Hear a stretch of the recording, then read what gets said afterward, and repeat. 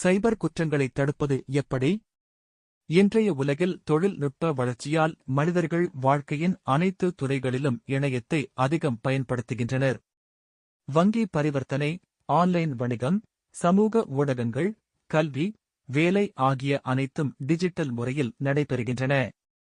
இதனால் வாழ்க்கை எளிதாகியுள்ளது. ஆனால் அதே சமயம் சைபர் குற்றங்கள் என்ற பெரிய சவால் உருவாகியுள்ளது.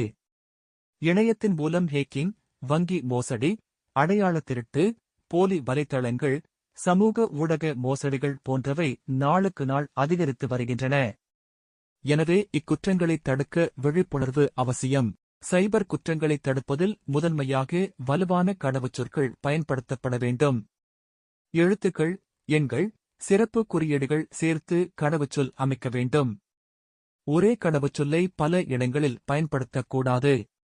வங்கி கணக்குகள், மின்னஞ்சல், சமூக ஊடகங்கள் போன்றவற்றில் இருநிலை பாதுகாப்பு முறைகள் பயன்படுத்தப்பட வேண்டும். இவை ஹேக்கர்களின் முயற்சிகளை தடுக்க உதவும். அறியப்படாத மின்னஞ்சல், மெசேஜ்களில் வரும் இணைப்புகளை அழுத்துவது தவிர்க்கப்பட வேண்டும்.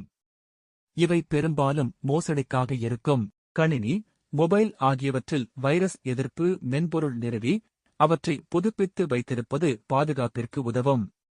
பொதுவான பயன்படுத்தும் போது முக்கியமான பரிவர்த்தனைகளை செய்யக்கூடாது. ஆன்லைனில் தனிப்பட்ட தகவல்கள் பகிரும்போது மிகுந்த கவனத்துடன் இருக்க வேண்டும்.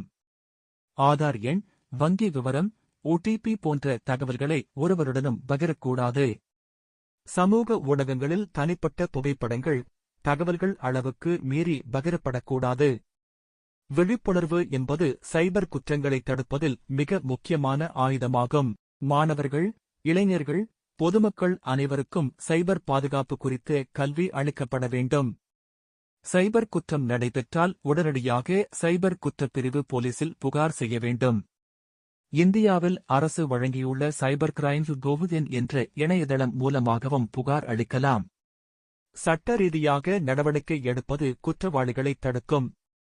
மொத்தத்தில் பார்க்கும்போது சைபர் குற்றங்களை முழுமையாக ஒழிக்க முடியாவிட்டாலும் ஒவ்வொருவரும் எச்சரிக்கையுடன் இருந்து பாதுகாப்பு முறைகளை பின்பற்றினால் அதை தடுக்க முடியும். தொழில்நுட்பத்தை பயப்படாமல் புத்திசாலித்தனமாக பயன்படுத்தினால் மட்டுமே நம்மையும் சமூகத்தையும் சைபர் குற்றங்களிலிருந்து பாதுகாக்க முடியும்.